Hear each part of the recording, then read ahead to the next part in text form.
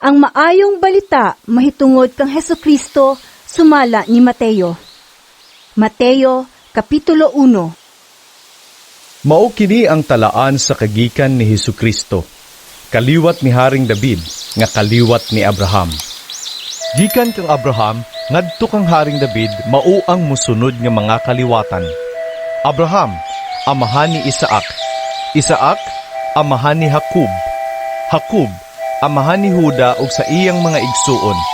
Juda, amahan ni Perez ug ni Sira, si Tamar ang ilang inahan. Perez, amahan ni Hesron.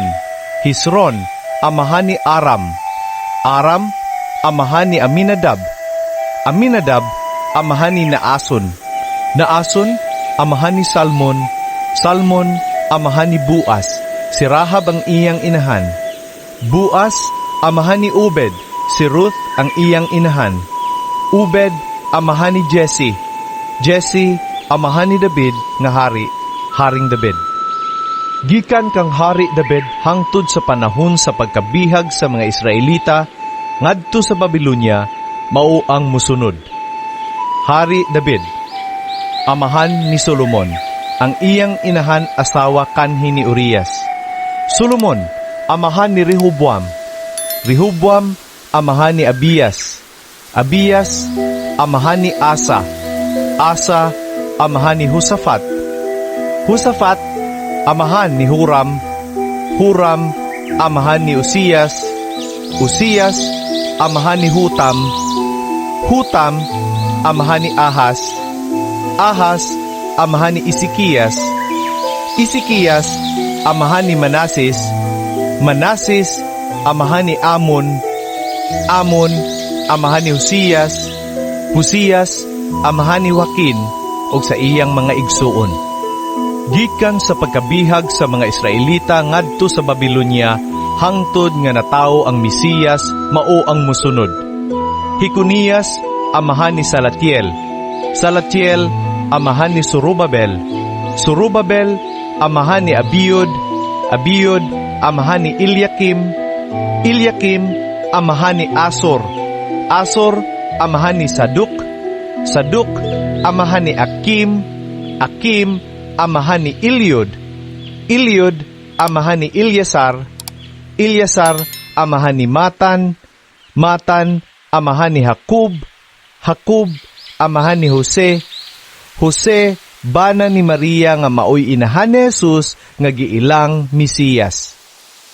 Busa, may 14 kakaliwatan gikan kang Abraham hangtod ni David ug 14 kakaliwatan gikan ni David hangtod sa panahon sa pagkabihag sa mga Israelita ngadto sa Babilonia ug laing 14 kakaliwatan gikan sa pagkabihag hangtod nga natawo ang Mesiyas.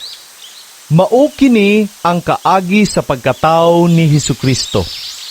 Ang iyang inahan nga si Maria niadtong panahona gitakda nga maminyo kang Jose. Apan sa wala pa sila magtipon, nakamatikod si Maria nga nagsabak siya pinaagi sa gahom sa Espiritu Santo. Si Jose nga iyang pamanhunon, tao nga matarong, ug dili buot nga pakaulawan niya si Maria atubangan sa mga tao. Busa, nagplano siya sa pagpakigbulag kaniya sa hilom. Samtang naghuna-huna siya niini, mipakita kaniya ang usa ka anghel sa Ginoo pinaagi sa damgo ug miingon, Jose, kaliwat ni David, ayaw kahadlok sa pagpangasawa kang Maria, kay siya nagsabak pinaagi sa gahom sa Espiritu Santo. Manganak siyag batang lalaki, ug nganli siyag Jesus.